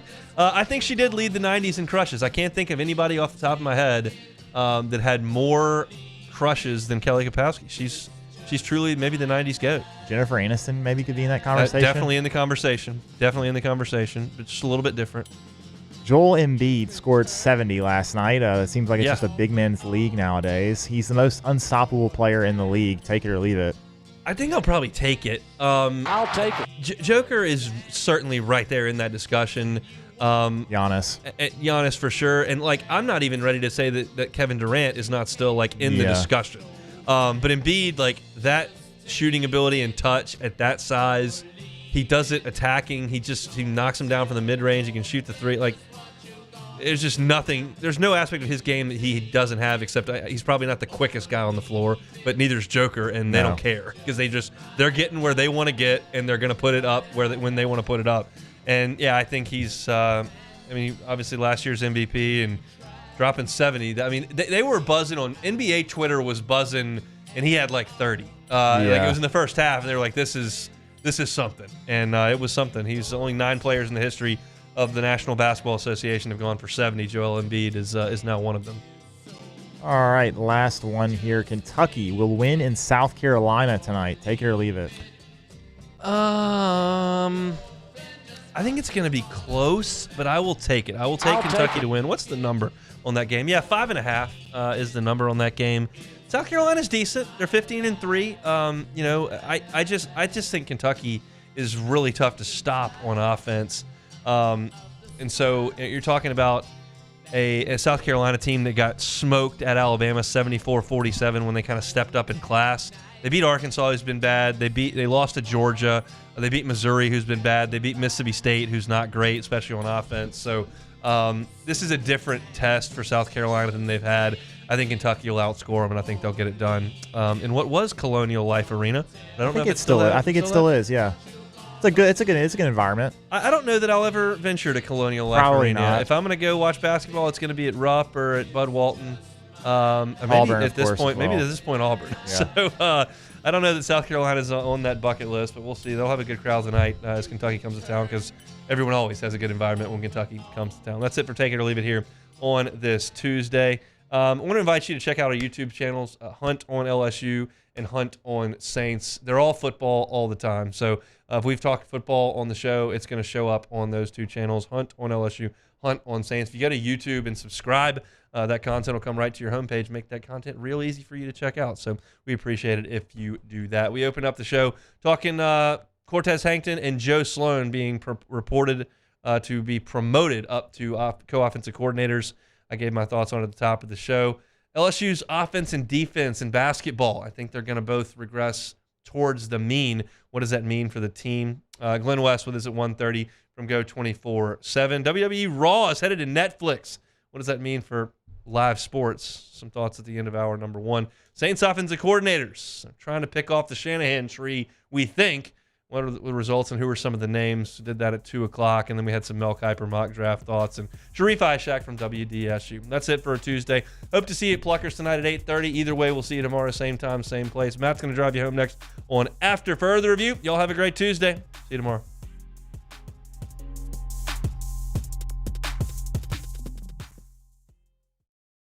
Gulf Coast Bank and Trust is giving our customers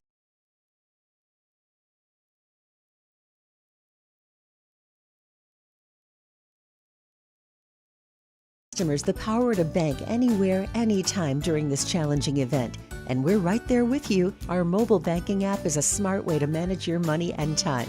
Gulf Coast Bank and Trust, the bank that cares about you.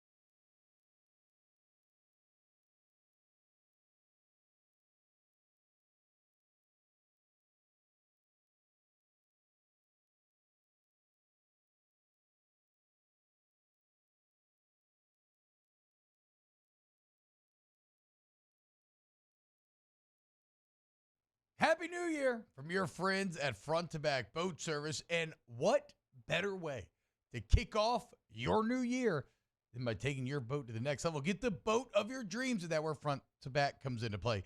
You want that spot lock trolling motor that's going to keep you right there on the water where you need to be. How about some forward-facing sonar that actually shows you the fish before you even cast? Custom stereo jobs, all of it. Sherman family's been doing it for 38 years. Go to fronttobackboatservice.com. Yo, Jake